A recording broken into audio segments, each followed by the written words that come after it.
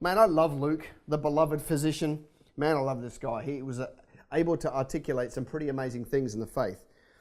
So the parable of the minas is Luke 19, 13, I guess it starts. Well, it starts at 11, but it starts to get good at around 13.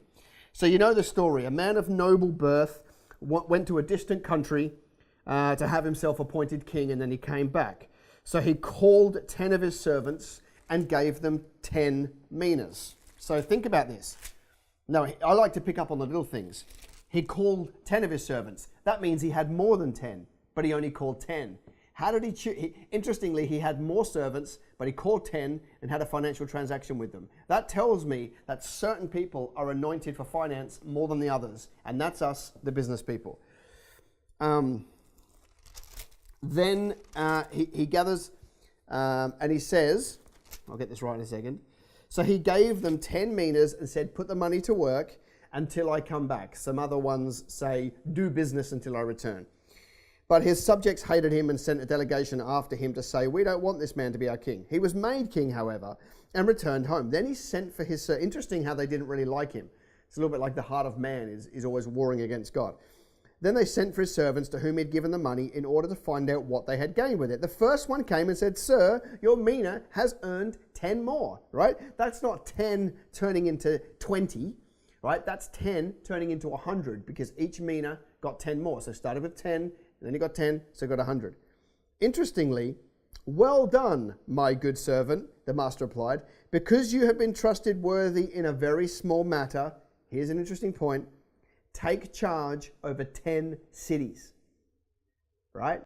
Next, the second came to him and said, sir, your mina has earned 5 more. So he turned, he turned it into 50, okay? And then he says, you take charge over 5 cities.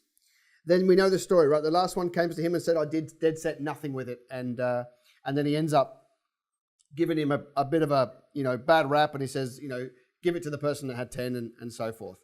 So I don't want to talk about the 1. I want to talk about the 5 and the 10. What's interesting for me, right, is that the person that was good with 10 minas was put over 10 cities. Talk about multiplication of influence, multiplication of responsibility, multiplication of, culture. This is the world that we live in today. It's not minas, right? It's not cities. But you and I need to prove that we can be good with what he has given us today. We need to multiply what he has given us today. And when we prove that, we get given the promotion. 10 minas, 10 cities. 5 minas, so 10 minas into 100, 100 into 10 cities. 10 minas into 50 over 5 cities. It is an amazing concept because it's not just about then. This is about right now. The Lord is looking for people who can be good stewards with what he's already given them today. You've been given things today, right? Your mindset, the bit of wealth you've got, the smarts you've got, the faith you've got, the people around you, the country you live in, the time you live in, you've got those things.